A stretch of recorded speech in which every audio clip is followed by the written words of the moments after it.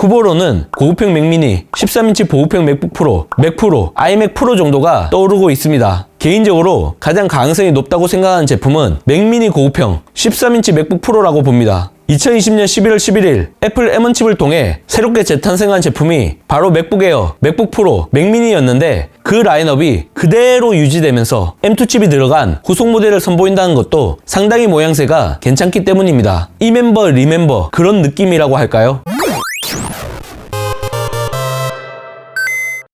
매년 6월 정기적으로 개최되는 애플의 연례 행사가 바로 세계 개발자 대회 WWDC입니다. 애플이 전 세계 앱 개발자들에게 최신 OS와 신기술을 공개하게 되는데 앱 호환성부터 최적화까지 완성도를 높여 한층 더 공고한 생태계를 구축하는데 목표를 갖고 있습니다. 사실성과 핍진성을 더함으로써 애플 유니버스를 확장시키는 일종의 필수 코스와 같은 거라고 보시면 됩니다. 애플이 뉴스룸에 올린 보도자료를 보면 6월 6일부터 10일까지 미국 캘리포니아 쿠퍼티노 본사 애플파크에서 개최되며 코로나19 확산을 고려해 전체 온라인 포맷으로 개최한다고 발표했습니다. 지난 2년간의 성공적인 온라인 이벤트 경험을 바탕으로 iOS, iPadOS, macOS, watchOS, tvOS의 혁신에 대한 최신 업데이트를 선보일 뿐만 아니라 개발자가 애플 엔지니어 및 관련 기술을 통해 획기적인 앱과 상호 경험을 만들어낼 수 있도록 기회를 마련할 예정이라고 언급했습니다. 발표가 확실시되는 운영체제는 iOS 16, iPadOS 16, macOS 13, watchOS 9, tvOS 16입니다. 숫자 판올림이 이루어지는 메이저 업데이트와 관련된 내용이 공개된다는 건 누구나 예상할 수 있는 부분이죠. 수년간 애플 전담 기자로 활동하며 관련 소식에 정통한 블룸버그 통신의 마크 거먼이 파워 뉴스레터를 통해 iOS 16을 중심으로 예상되는 주요 변경점을 분석해 이목이 집중되고 있습니다. 저 비티크가 봤을 때 세 가지의 키워드로 나누어 볼 수 있을 것 같습니다.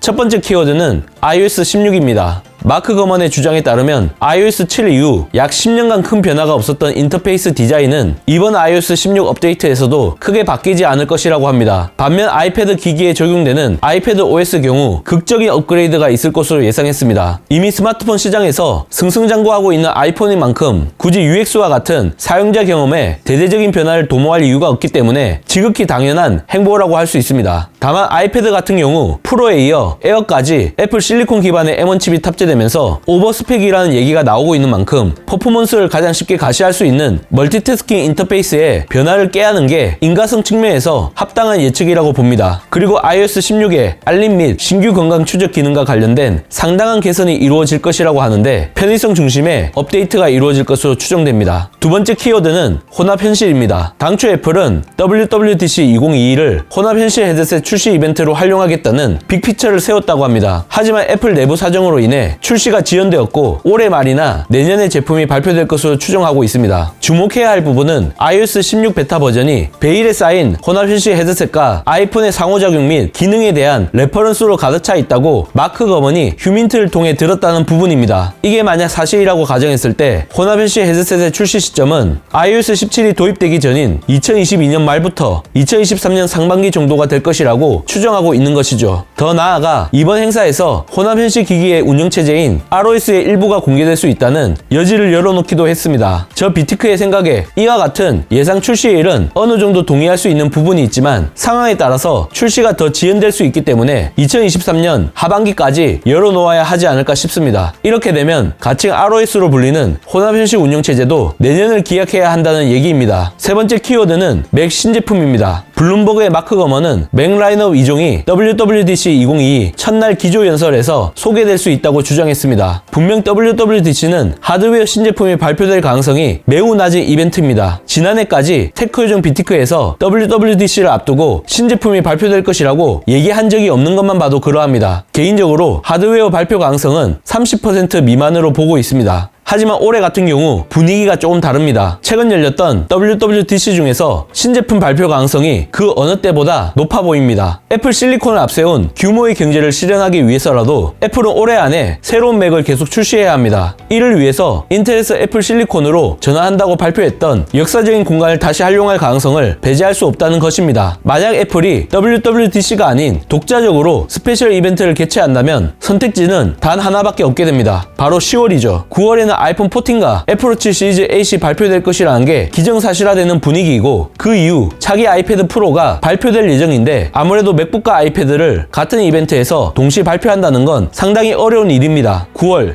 10월, 11월 이렇게 한 달 간격으로 별도의 이벤트를 여는 것보다 6월, 9월, 10월 이렇게 개최하는 게 공급망 관리와 수요 예측, 그리고 제살 갉아먹기라고 불리는 자기 잠식을 피하는데 더 유리하다고 봅니다. 그래서 저 비티크가 후속 제품의 발표일을 두고 3월은 힘들고 빠르면 6월, 늦으면 10월에 나올 것이라고 예측을 했던 것입니다.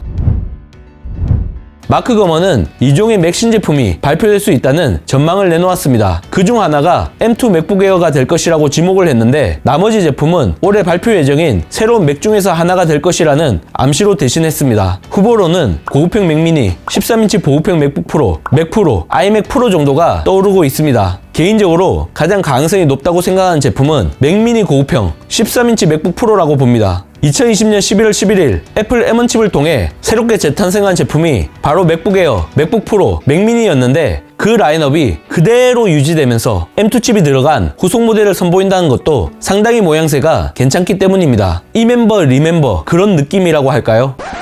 애플 CEO 팀 쿡이 특유의 인사말과 함께 WWDC 2022 발표 무대 위에 서서 압도적인 전성비를 갖춘 M1 칩이 PC 시장에 얼마나 큰 파급력을 보여줬는지 한참 자랑을 하다가 대다수가 예상하지 못한 맥 신제품을 발표한다면 엄청난 서프라이즈가 될 것입니다. 이렇게 되면 신제품의 출시 시점은 빠르면 7월, 늦어도 8월 중에 이루어질 겁니다. 물론 어디까지 예상일 뿐 애플이 이러한 선택을 할지는 여전히 미지수입니다. 9to Mac에서 나온 루머를 미루어 볼 때 신형 맥 미니에는 M2와 M2 프로 칩이 탑재될 것으로 예상됩니다. 맥북 프로와 맥 스튜디오가 두 가지 종류의 칩이 탑재된 것처럼 기본형과 고급형으로 이원화가 이루어진다는 얘기죠. 하지만 노트북 카테고리에 속하는 신형 맥북 에어와 신형 맥북 프로에는 M2 옵션만 들어갈 수도 있습니다. 만약 M2 프로가 탑재되면 14인치, 16인치 맥북 프로의 포지션이 애매모호해지기 때문입니다. 제살 갉아먹기와 급 나누기에 민감한 애플 입장에서 이러한 자충수를 시도할 이유는 없다고 봅니다. 맥 스튜디오가 출시되었지만 여전히 애플 스토어에는 인텔 CPU가 탑재된 고급형 맥 미니 블랙이 판매되고 있는데, 이 색상을 그대로 유지하면서 리뉴얼이 되었으면 좋겠다는 생각이 듭니다. 만약 그렇게 된다면 맥 미니를 사야 하는 이유가 하나 더 생기게 되는 셈입니다. 신제품 발표 가능성이 그 어느 때보다 높긴 해도 WWDC에서 하드웨어와 연관된 키노트가 진행될 확률은 통계를 미루어 봐도 50%를 넘지 못하기 때문이죠. 하지만 여러가지 정황을 미루어 볼 때 실현될 가능성도 충분히 열어놓아야 하지 않을까 싶습니다. 이제 행사가 두 달도 남지 않은 만큼 급하지 않은 분들은 맥북 에어, 맥 미니를 지금 당장 사지 말고 조금 더 기다려 보시는 게 어떨까 싶습니다.